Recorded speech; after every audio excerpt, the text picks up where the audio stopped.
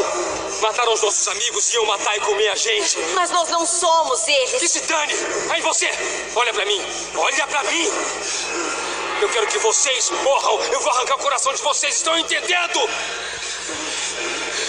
Vai buscar mais lampiões. Quero queimar eles vivos. Tá.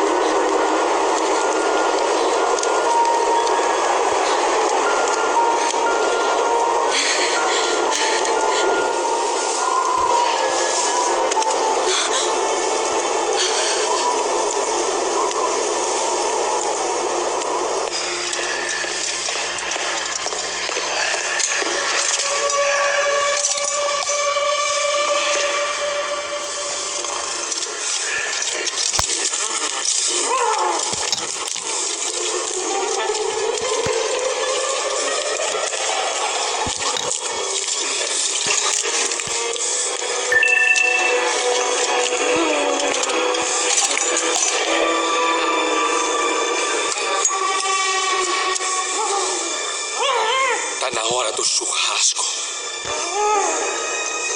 Caio, não faça isso. Eles merecem. Tá, eles merecem. Mas você não. Não faça isso a si mesmo.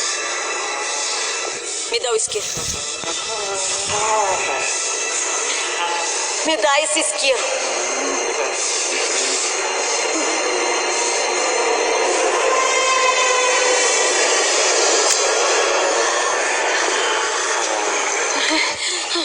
Tá legal. E o que a gente vai fazer agora? Vamos achar os cabos das velas e vamos embora de manhã, com ou sem tempestade.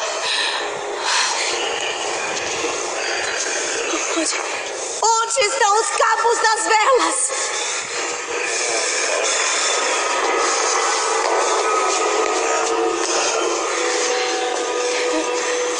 Esses nojentos nem falam.